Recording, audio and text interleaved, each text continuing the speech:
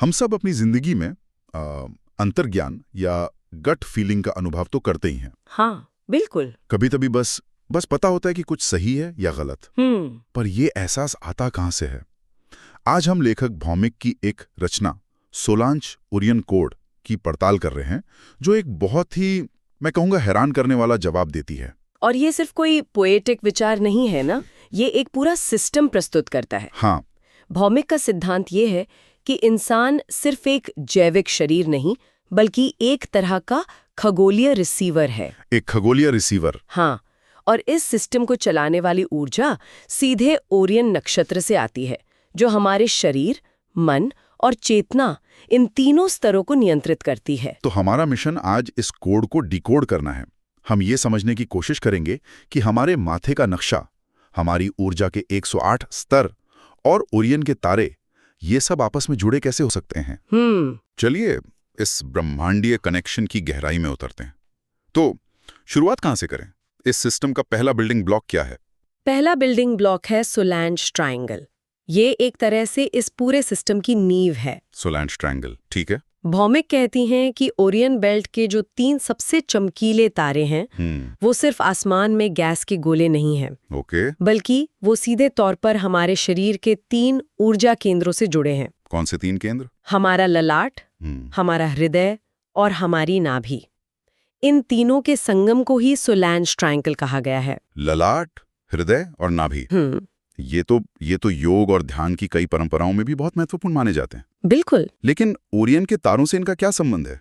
संबंध बहुत गहरा है। देखिए, ये सिद्धांत कहता है कि ओरियन के ये 3 तारे हमारी 3 मानसिक जड़ों को ऊर्जा देते हैं। मानसिक जड़ें? हाँ, पहली जड़ है अनुभव माने एक्सपीरियंस, दूसरी है स्मृति यानी मेमोरी, और तीसरी होगी निर्णय डिसीजन। एग्जैक्टली। और जब ओरियन से आने वाली ऊर्जा इन तीनों केंद्रों में संतुलित होती है, तो हमारे अनुभव, हमारी यादें और हमारे फैसले, वो सब एक लय में आ जाते हैं। ये दिलचस्प है। मतलब अगर किसी व्यक्ति के फैसले हमेशा गलत साबित होते हैं तो क्या ये सिद्धांत ये कहेगा कि उसकी निर्णय वाली जड़ को ओरियन से सही ऊर्जा नहीं मिल रही? बिल्कुल। या फिर उसकी स्मृति और अनुभव की जड़ों के साथ उसका तालमेल बिगड़ा हुआ है।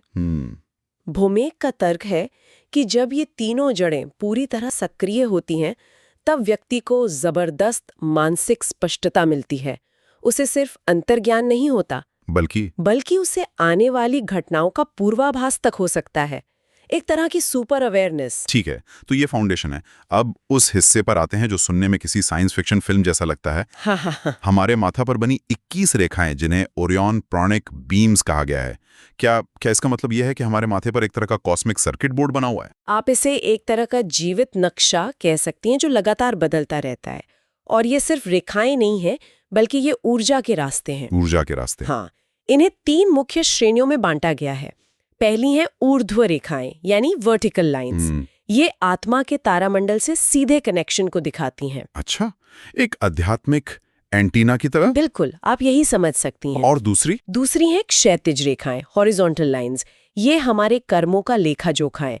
हमारे जीवन के अनुभव, हमारी आदतें, हमारे मनोवैज्ञानिक पैटर्न्स, ये सब इन रेखाओं में दर्ज होते हैं। और तीसरी हैं तिरछी रेखाएं, डायगोनल लाइंस, जो इन दोनों के बीच हो रहे बदलाव या कह सकते हैं संघर्ष को दर्शाती हैं। बदलाव या संघर्ष? जैसे जब कोई व्यक्ति अपने कर्मों को बदलकर आध्यात्मिक रास्ते पर आगे बढ़ता है, तो ये तिरछी रेखाएं ज्यादा स्पष्ट हो जाती हैं। यह एक आकर्षक विचार है, लेकिन एक सवाल मन में आता है, क्या ये नक्शा पत्थर की लकीर है या इसे बदला जा सकता है?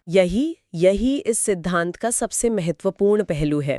ये नक्शा पत्थर की लकीर बिल्कुल नहीं है। तो ये डायनामिक है? बिल्कुल डायनामिक सिस्टम है। यहाँ पर जो विचार सामने रखा गया है वो ये है कि इन रेखाओं की गहराई और चमक लगातार बदलती है।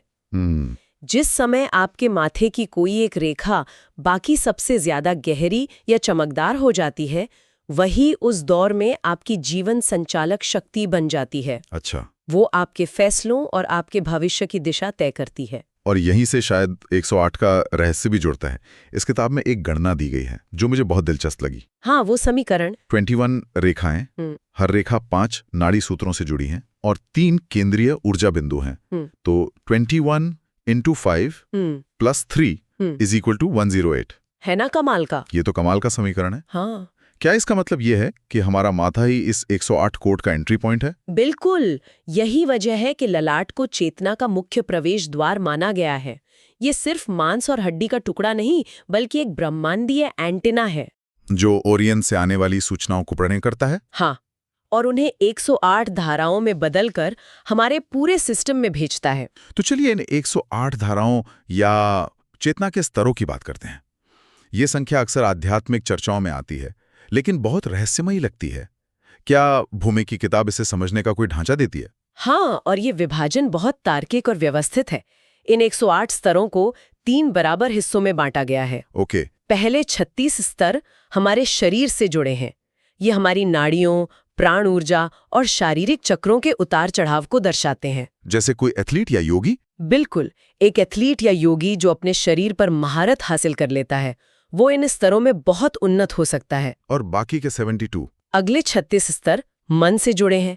इनमें हमारी याददाश्त, कल्पना शक्ति, निर्णय लेने की क्षमता, इच्छा शक्ति और भावनाएं आती हैं। तो एक वैज्ञानिक या एक कलाकार? हाँ, एक वैज्ञानिक, एक कलाकार या एक रणनीतिकार इन स्तरों पर काम करता है। और अंतिम 36 स्तर आत्मा से जुड़े हैं। आत्मा से? ये पूर्व जन्म की स्मृतियों, मोक्ष की तलाश और ब्रह्मांडीय चेतना के अनुभवों को दर्शाते हैं। एक संत या रहस्यदर्शी इन स्तरों तक पहुंचता है। तो इसका मतलब ये हुआ कि कोई व्यक्ति जो शारीरिक रूप से बहुत उन्नत है, जैसे कोई एथलीट, हो सकता है चेतना के पहले 36 स्तरों में बहुत आगे हो, लेकिन मानसिक या आध्यात्मिक स्तर पर शायद उतना विकसित न हो। आपने बिल्कुल सही पकड़ा। ये तो सफलता को देखने का एक बिल्कुल अलग तरीका है। यही इस सिद्धांत की खूबी है। ये बताता है कि चेतना एक आयामी नहीं है। और दिलचस्प बात यह है कि इस किताब के अनुसार ज्यादातर लोग अपने पूरे जीवन में इन 108 में से केवल 40 से 60 स्तरों का ही अनुभव कर पाते हैं। सिर्फ 40 से 60? हाँ, जो व्यक्ति सभी 108 स्तरों को अनुभव करने और उनमें संतुलन बनाने में सक्षम हो जाता है, उसे 108 एटॉमिक रेजोनेंट कहा गया है। ये चेतना की पूर्णता की अवस्था है। हम आमतौर पर 7 चक्रों की बात सुनते आए हैं, लेकिन यहाँ 36 चक्रों का जिक्र है। ये पारंपरिक प्रणाली से इतना अलग क्यों है? क्या 7 चक्रों का मॉडल अधूरा है? देखिए, इस सिद्धांत के अनुसार 7 चक्रों का मॉडल एक शुरुआती नक्शा है, लेकिन ये पूरी तस्वीर नहीं दिखाता। अच्छा। सोलांज प्रणाली कहती है कि शरीर में 12 मुख्य चक्र और 36 उपचक्र होते हैं, जो मिलकर एक जटिल ऊर्जा ग्रिड बनाते हैं। इनमें से कुछ के नाम तो बहुत ही अनोखे हैं। जैसे ओरियन गेट, सोम पॉइंट और कंध सेंटर। एक मिनट, आपने कंध सेंटर का जिक्र किया। क्या हम इसे किसी जाने पहचाने कॉन्सेप्ट जैसे मूलाधार चक्र से जोड़कर समझ सकते हैं, या ये बिल्कुल ही अलग है? यह मूलाधार चक्र के पास ही स्थित है, लेकिन इसका काम अलग है। क्या काम है इसका? जहां मूलाधार भौतिक अस्तित्व से जुड़ा है, वहीं कंध सेंटर शरीर की सभी 72,000 नाड़ियों का, आप कह सकती हैं कि जंक्शन पॉइंट माना गया है। यह पूरे ऊर्जा तंत्र का कंट्रोल रूम है। पूरे तंत्र का कंट्रोल रूम? वाह। हाँ। और सिद्धांत ये है कि जब तक इन सभी 36 केंद्रों में ऊर्जा बिना किसी रुकावट के नहीं बहती, तब तक चेतना 108 स्तरों को ग्रहण करने के लिए तैयारी नहीं हो सकती। आपने ओरायन गेट का नाम लिया। ये सुनने में बहुत रहस्यमय लगता है। ये क्या है? कोई वास्तविक दरवाजा या एक मेटाफोरिकल कॉन्सेप्ट? ये एक ऊर्जा द्वार है। और क्या इसे सक्रिय किया जा सकता है? हाँ, इसका स्थान हमारी भौहों के बीच से थोड़ा ऊपर, लगभग 3 से 4 सेंटीमीटर के क्षेत्र में स्थित माना गया है। ये एक तरह का स्टार गेट है। Star gate? हाँ, जो व्यक्ति को पृथ्वी के सीमित मानसिक क्षेत्र से उठाकर सीधे खगोलीय चेतना से जोड़ता है। और हाँ, इस किताब में इसे सक्रिय करने की एक साधना विधि भी बताई गई है। अच्छा। जिसके 3 चरण हैं। वो 3 चरण क्या है? पहला चरण है प्रकाश स्मरण। इसमें साधक आंखें बंद करके अपने मन में ओरायन बेल्ट के 3 तारों को एक सीधी रेखा में कल्पना करता है। ठीक है। दूसरा चरण है प्रांग संरेखण। इसमें श्वास का एक बहुत विशिष्ट 3-9-3 का पैटर्न अपनाया जाता है। 3-9-3, ये बहुत विशिष्ट है। मतलब 3 सेकंड सांस लेना, 9 सेकंड रोकना और 3 सेकंड छोड़ना। हाँ, क्या स्रोत ये बताता है कि 9 सेकंड तक सांस रोकने का कोई खास कारण है, क्योंकि ये सामान्य प्राणायाम से काफी अलग है? हाँ, इसका कारण बताया गया है। भौमिक के अनुसार 9 सेकंड की वो अवधि है जब प्राण ऊर्जा शरीर से निकलकर चेतना के स्तर पर पहुंचती है और ओरियन की तरंगों के साथ सिंक होने का प्रयास करती है। एक तरह का रिकैलिब्रेशन मोमेंट। बिल्कुल। और तीसरा चरण है चेतना खुलना। जब यह तालमेल सध जाता है तो साधक को उस ओरियन गेट पर हल्की नीली या सफेद रोशनी दिख सकती है, शरीर में कंपन महसूस हो सकता है या ऐसा लग सकता है जैसे शरीर बहुत हल्का हो गया है। अगर ये साधना सच में चेतना को खगोलीय तरंगों से जोड़ देती है, तो इसका एक स्वाभाविक नतीजा ये भी होना चाहिए कि व्यक्ति समय के बंधन से थोड़ा मुक्त हो जाए। क्या ये स्रोत भविष्य को देखने या समझने के बारे में कुछ कहता है? हाँ, बिल्कुल। लेकिन ये ज्योतिष की तरह ग्रहों की गणना पर आधारित नहीं है। तो फिर किस पर? ये पूरी तरह से व्यक्ति की अपनी ऊर्जा और माथे की रेखाओं पर आधारित है। सिद्धांत ये है कि जब आपकी चेतना ब्रह्मांडीय तरंगों से जुड़ जाती है तो आप आने वाली ऊर्जा पैटर्न को पहले ही महसूस कर लेते हैं। अच्छा। जैसे अगर आपके माथे की 7वीं या 9वीं रेखा अचानक बहुत सक्रिय हो जाए तो ये आने वाले कुछ हफ्तों में किसी बड़े भावनात्मक या मानसिक बदलाव का संकेत हो सकता है। और 21वीं रेखा के बारे में क्या? 21वीं रेखा का प्रज्वलित होना सबसे दुर्लभ और शुभ माना गया है। यह इस बात का प्रतीक है कि व्यक्ति अपने कर्मों के चक्र को पूरा करके आध्यात्मिक संपन्नता की ओर बढ़ रहा है। ये एक तरह से लेवल कंप्लीट का सिग्नल है। हाँ, आप कह सकते हैं। इस किताब में मैग्नेटिक ऑरा बेल्ट और ओरियन शील्ड का भी जिक्र है। ये हमारे सामान्य ऑरा या ऊर्जा क्षेत्र से कैसे अलग हैं? ये साधारण ऑरा से कहीं ज्यादा जटिल और शक्तिशाली हैं। मैग्नेटिक ऑरा बेल्ट को आप एक व्यक्तिगत जीपीएस सिस्टम की तरह समझ सकती हैं। Personal GPS? हाँ, ये सिर्फ आपके शरीर के चारों ओर की ऊर्जा नहीं है, बल्कि ये समय, स्थान और आपकी चेतना के बीच एक तालमेल, एक सिंक्रोनाइजेशन बनाता है। ये सुनने में बहुत पावरफुल लगता है, लेकिन आम जिंदगी में इसका अनुभव कैसा होगा? क्या इसका मतलब है कि सही समय पर सही जगह होने की घटनाएं बढ़ जाएंगी, जिसे हम कोइंसिडेंस या संयोग कहते हैं? बिल्कुल।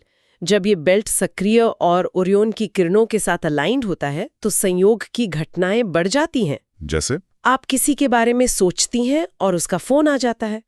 आपको किसी काम के लिए जिस व्यक्ति की जरूरत होती है वो अचानक आपसे टकरा जाता है। और तो और आप दूसरों की अनकही भावनाओं को भी महसूस करने लगती हैं। और ओरियन शील्ड इसी का एक सुरक्षात्मक पहलू है। एक शील्ड? हाँ, ये एक आध्यात्मिक फायरवॉल की तरह काम करता है जो नकारात्मक ऊर्जा, दूसरों के बुरे विचारों और मानसिक हमलों से आपकी रक्षा करता है। वाह, मतलब ये तो इंसान को देखने का पूरा नजरिया ही बदल देता है। तो इस सब का अंतिम निचोड़ क्या है? इस पूरे कोड का, इन सभी सिद्धांतों का सार क्या है? अंतिम सिद्धांत ये है कि मनुष्य एक जैविक मशीन नहीं बल्कि 108 चेतना सूत्रों से बना एक खगोलीय यंत्र है। एक खगोलीय यंत्र? हाँ, हमारा शरीर एक बर्तन है, प्राण उसका ईंधन है, मन उसका ऑपरेटिंग सिस्टम है और चेतना ब्रह्मांड का लाइव फीड है। और ओरियन वो मुख्य सर्वर है जहां हमारी चेतना की जड़ें जुड़ी हुई हैं। बिल्कुल। और जीवन के रीसेट पॉइंट्स के बारे में भी कुछ कहा गया है ना? हाँ, और ये शायद इस पूरी किताब का सबसे प्रैक्टिकल हिस्सा है। भौमिक का तर्क है कि हमारा जीवन 4 बार पूरी तरह से रीसेट होता है। 4 बार? 4 बार। पहला जन्म के समय, दूसरा 27 साल की उम्र में, तीसरा 54 साल की उम्र में और चौथा मृत्यु के क्षण में। यही वो 4 पड़ाव हैं जब ओरायन की किरणें सीधे हमारी आत्मा के कोर कोड से संपर्क करती हैं और हमारे जीवन की दिशा को नए सिरे से निर्धारित करने का मौका देती हैं। ये दिलचस्प है क्योंकि 27-28 साल की उम्र को अक्सर ज्योतिष में सैटर्न रिटर्न से भी जोड़ा जाता है। हाँ, सही बात है। जो जीवन में एक बड़े बदलाव का दौर माना जाता है। ऐसा लगता है कि अलग अलग सिस्टम एक ही उम्र के पड़ाव को महत्वपूर्ण मान रहे हैं। बिल्कुल, ये इस विचार को और पुख्ता करता है। इस साधना का उद्देश्य इन शक्तियों पर नियंत्रण करना नहीं, बल्कि इनके साथ सामंजस्य बिठाना है। तालमेल बिठावा।